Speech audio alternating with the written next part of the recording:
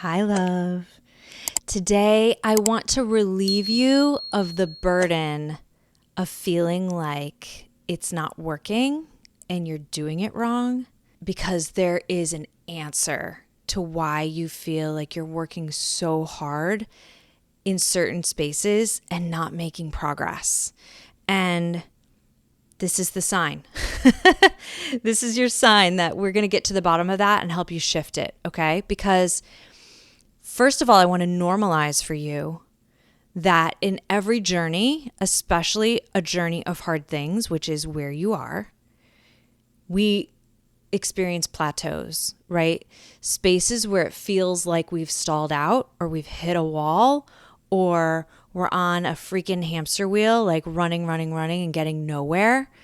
And so today is the day we talk about how to know if you're in the right spot, doing the right things, and you just need to keep going, or if there's some little detail or big detail that's being overlooked that needs to be tweaked so that you can start getting more momentum, more traction, to feel like it's working, you're making progress, you're headed in the direction you want to, right? Because whether you chose this divorce or you got blindsided with it, I know that you want to build a life you're in love with. And I know that when we stall out or when we feel like it's not working or we hit a plateau or we're on a hamster wheel, what happens is it activates all the freaking issues that we struggle with, right? Because it reinforces the negative belief that there's something wrong with you, that the people said it will work, right? They said it gets better with time. They said,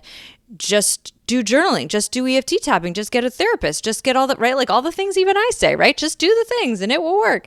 And even so, you're still experiencing periods of unmanageable anxiety or unmanageable insomnia or unmanageable resentment or obsessive thoughts about your ex, or you just can't quite get your heart to heal enough to like exhale, right? And so if you relate with you're doing the things, but it feels like you're not enough, or like you're struggling to trust what the people say, the experts say, right? I paid this attorney all this money and they still didn't advocate for me. I still had to do my own footwork. I still had to make sure XYZ in a legal system that I don't understand, right? The financial people, the industry of divorce where the experts tell you to just do the things and just spend the money and just do what we say, and then boom, your life will be magical. And, some days it doesn't feel magical. Like, this is your episode.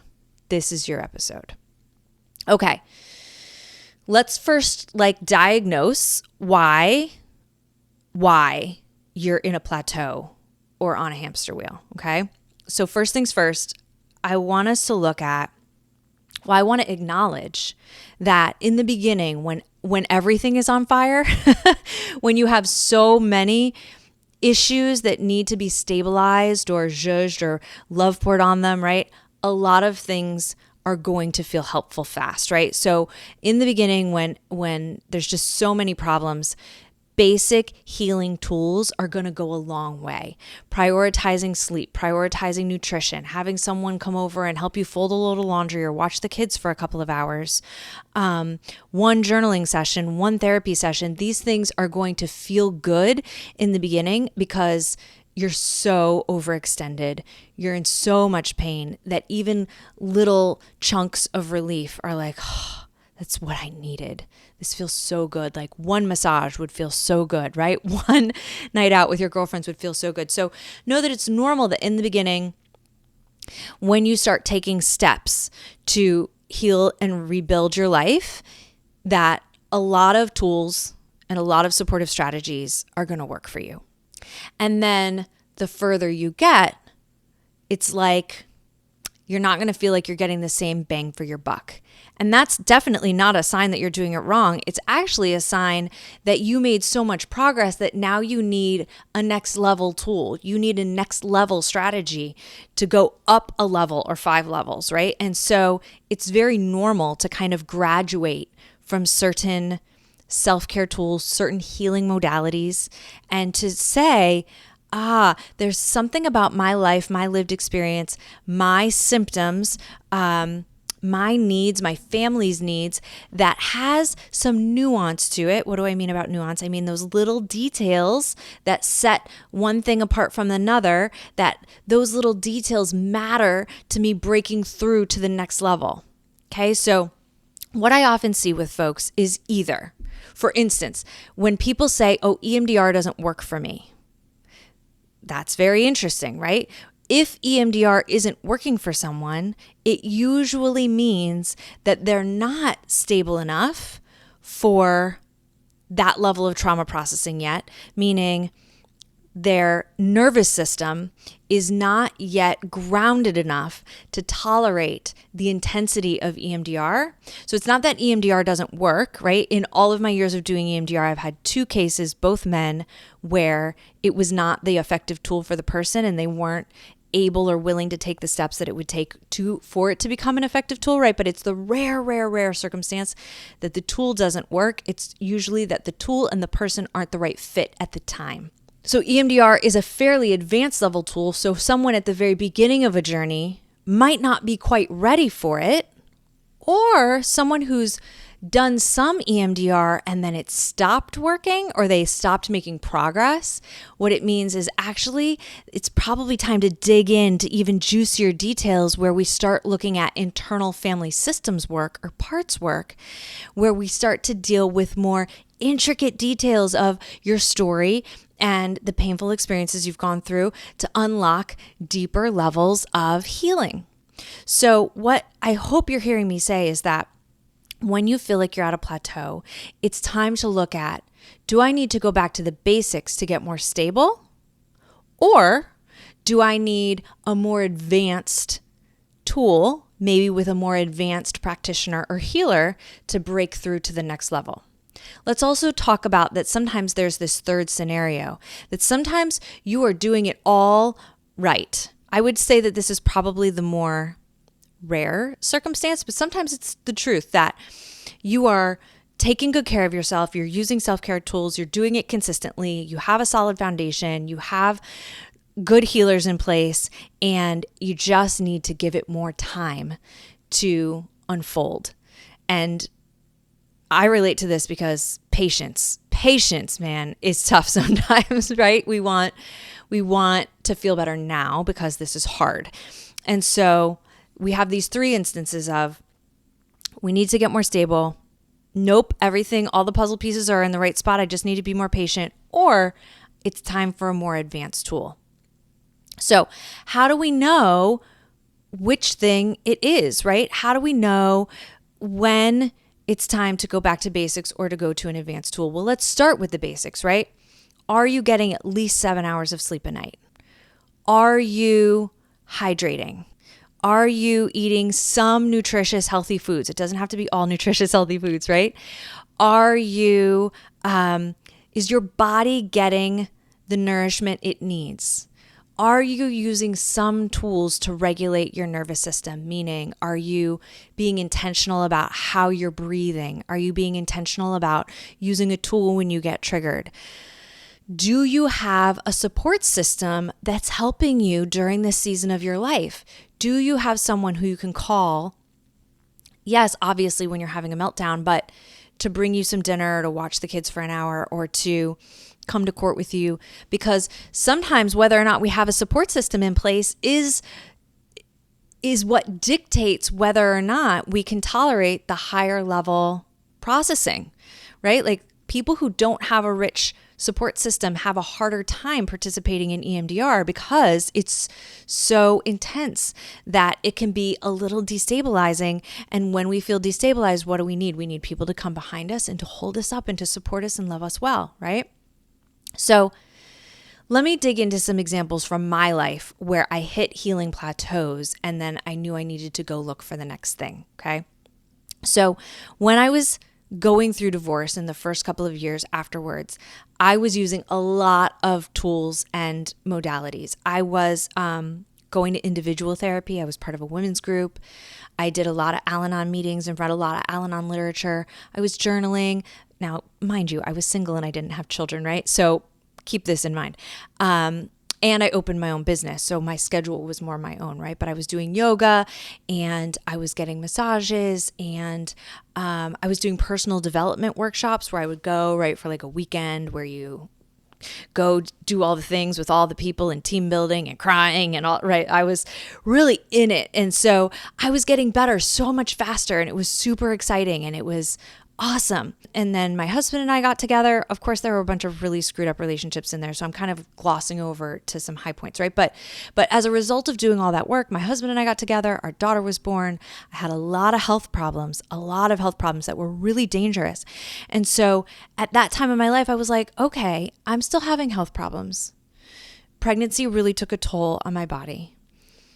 And I am experiencing a lot of nervous system dysregulation and a lot of anxiety and a lot of insomnia still. And so I said, aha, some things are missing. So it doesn't mean that all that work that I did early on didn't work, but it meant that I needed a deeper solution. So I worked with some functional medicine practitioners to make sure that my body was getting what it needed in order to heal emotionally, mentally, and physically. And then in there is where I became EMDR trained and got my own EMDR therapist. And I've had a few over the years, EMDR therapists that I've worked with. And so when I found EMDR and functional medicine, right, those things worked really, really well for a good chunk of time. And then after I got more stable from a nervous system standpoint, my body was more healthy, my mind was more stable, I would say after having done a good chunk of EMDR, I would say it's so much quieter in my mind than it ever was. It was such a good feeling, right? And clinically, what's happening when the mind gets quieter is we've addressed a lot of underlying trauma and ended up with way more self-acceptance, right? So the mind isn't working as hard to try to solve problems and defend and protect and be on that hamster wheel. And so I would still journal and I would still do yoga and I would still go for walks and all the things. But I said, okay, I'm still having some health problems, right? I'm the healthiest I've ever been, but I'm still having some health problems. And I still have this thread of rage inside of me that I can't figure out how to unhook. And so even though I'm a therapist and I use all these tools, right? So see how when we have these experiences, it's really easy to say, I'm not good enough. There's something wrong with me. This isn't working, right? It's really tempting to go to those places of shame and negative beliefs about self. But rather than do that, right, I just tend to say like, okay, there's got to be another tool because I believe that anything is freaking possible. And I believe that when we seek to rise, that the universe or God, right, meets us there and says, yes, I'm going to support you in rising. And so I just knew that there must be some other set of tools that was going to come to me. So I've spent a lot of time the last couple of years in chiropractic care, really, because that also really strengthens the nervous system and helps us work through, because when we have subluxations, that's like a big word to say, misalignment in our structural anatomy in our skeletal system, that typically comes from either a physical trauma, a blow, or mental and emotional traumas. So chiropractors know this. Chiropractors know that the reason we come to their offices is because we have mental and emotional issues, and it shows up in misaligned spines. And so I've spent a lot of time in chiropractic care. That's helped a good deal. But then what happened? Big plot twist. In December and January of just this past year, I found homeopathy. And homeopathy is an energy medicine that I have absolutely fallen in love with and dove headfirst into. You can anticipate some podcast episodes coming up soon to do with homeopathy and my healing journey there, especially mentally and emotionally, going all the way back to all the issues of abandonment in childhood and then in marriage and post-divorce and relationship struggles and all the things, right? So homeopathy has helped heal all of those things. But in hiring a homeopath and in reading all the books and understanding, again, the nuance of energy systems in my body and in this healing modality, I've gotten that much better. And now that thread of rage is gone. Now I can still have a hot temper, but it's like not old anymore. It's like now I get angry when it's appropriate to get angry in real time about real events. And the health issues that were left on the table are all fading. And so when you feel like there's something wrong with you because you should have been better by now, I want you to notice that here I am 13 years post-divorce. I think that I genetically am predisposed to, I think genetically I am more susceptible to trauma. Let's put it that way. And so it is of note to me that it has taken 13 years. But hear me, love, right? You're not alone. So the reason I share all this with you, the reason I'm so passionate about this is because I don't want you to spend 13 years feeling like it's not working and you're on a hamster wheel. I want you to get to the healing spaces as fast as you want to get to. And the mind body heals in layers, and it's not all going to come at once, and it's not going to all come with one healer or one set of tools, right? So I want you to hear that if you feel kind of stuck, that it's okay to find a new healer and to move on. That I've not stayed with the same therapist all these years, that when you reach a plateau, it's usually a sign that it's time to find a different healer with a different set of tools in their toolkit for you to learn those and internalize and integrate those new messages. And we are not static or the same person from one day to next. We're dynamic. We're constantly shifting and morphing. And that's the design, right? And so what I thought and what I believed and what I needed 10 years ago was not the same as now. And what a time to be alive that so many of these healing modalities like EFT and EMDR are so mainstream these days. Homeopathy is still a little lesser known, probably a lot lesser known, and is a lot less accepted. But that's even coming and changing, right? So I want you to hear that it's just time to shake it up. Right? Shake it up, try a different tool. Let's also talk about the role of nuance in helping you shift through a layer. What I mean by nuance is you can say like, oh, what color was it? It was green. Well, but there are a lot of shades of green, Dawn. Right. There's Kelly green and forest green and lime green and, there's different shades of green, right? There's mint green and I don't know. And so when there are shades that are similar but are still different, it's a nuanced difference between shades of green. But when we're talking about healing things, oftentimes the breakthroughs come from acknowledging that little nuanced piece. And this is like a funny thing to be passionate about, nuance, right? And we haven't really talked about it on the podcast before. I talk about it without calling it what it is, right? But like, for instance, in the episode where I talked about why gratitude doesn't come easy for everyone, why it doesn't quote unquote work for everyone, we got into the nuances of why gratitude doesn't work for everyone, right? If you haven't caught that episode, definitely go check it out. But it's one of my superpowers, nuance, right? I can read a micro expression on someone's face. I can perceive an energy shift, a tone of voice, a body language thing. If you're in my inner circle, it's one of the things that you just have to love about me, or else it's hard to tolerate being near me, because those little energy shifts, I'm so aware of them that when you tell me your story, I know exactly which nuanced spot needs to be pressed. It's one of my favorite things to dig into with people, because so often when we're feeling blocked or stuck, it's because it's time for a new tool based on some nuance of your life and your story and your circumstances, and you just need help finding that. Now, here's the role you play in staying stuck is so much of what we talk about to do with people pleasing and wanting to be a part of and belong with a group of people leads us to cover up the things that are uniquely ours, the nuances about our lives and way of experiencing ourselves that matter so much. Now, if I'm trying to people please or I'm trying to fit in, I'm probably denying or avoiding nuanced things that are my story. And anywhere that I am trying to hide something or cover something or suppress something or deny something, or I feel ashamed for you to know it, that's probably exactly where we need to look.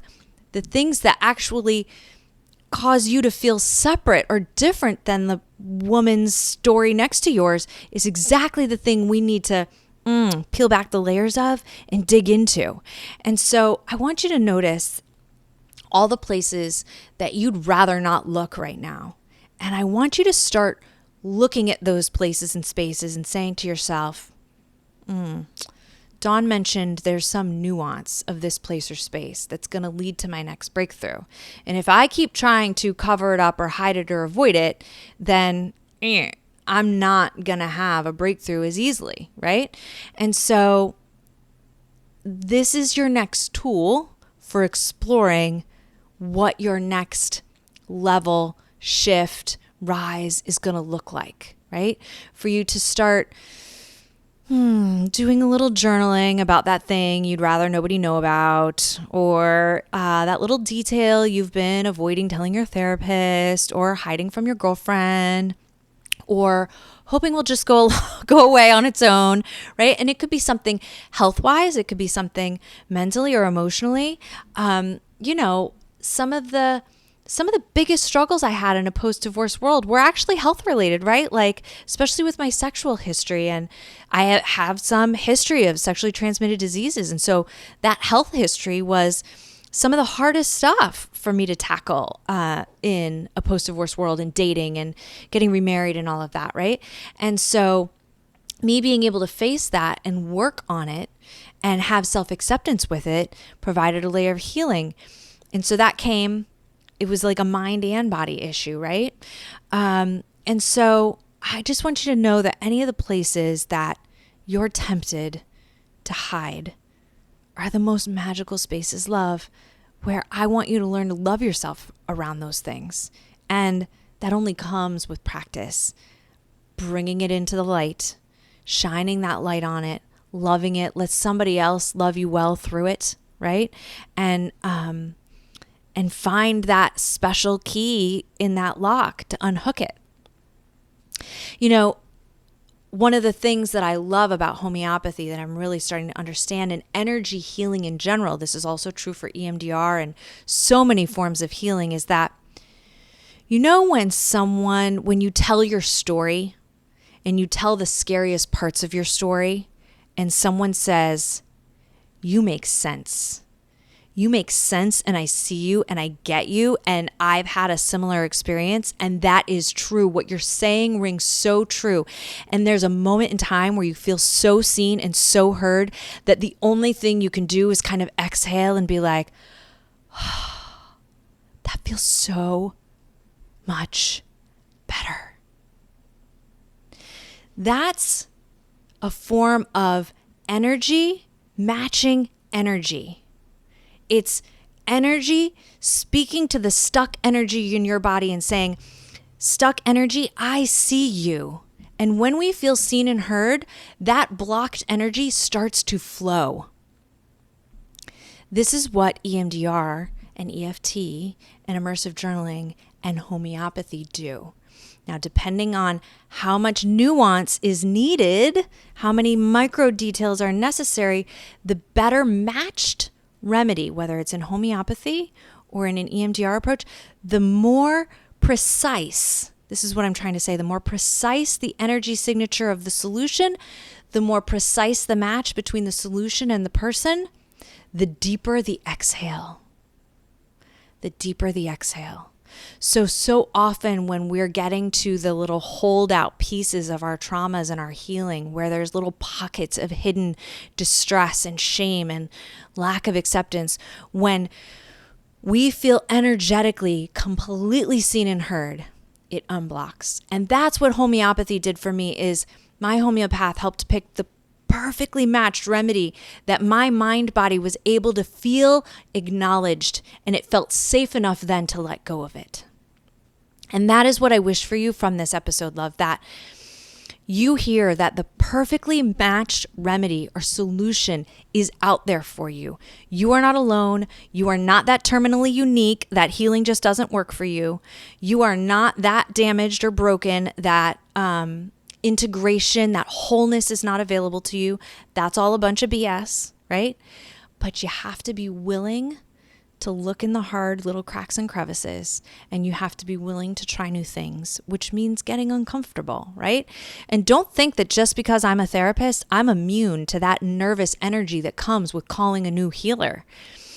I have had my share of nervous first therapy sessions or nervous first sessions with a healer. I experienced that when I started going to a new chiropractor this year, like feeling nervous. Like, here's this person who has this level of expertise who's going to be able to see into me in a way that I can't right now. And that's nerve-wracking. It's vulnerability. And so, right, this is me just wanting to really hold space for you to take that next step. Or to look at where you need to go back to basics of sleep, nutrition, hydration, support system to be able to take your next leap forward, right? You're not crazy. If you're plateauing, it's for a reason. And I want you to let me love you well through this spot. And if you want to, please feel free to DM me and tell me your story. I'd love to help you find the little nuanced detail that needs to be pressed on for you to be able to take a step forward. I've done this before where some listeners have sent me their story and I'm like, you needed an episode on blah, blah, blah, right? And then it has created an episode to really push on that very specific spot. So, hey, if you want extra help and support in this way, send me your story. I'll find that little nuance and then we'll tackle it, right? Okay. I love you so much. Peace.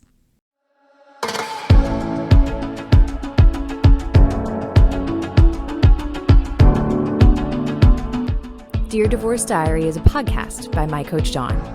You can find more at mycoachdawn.com.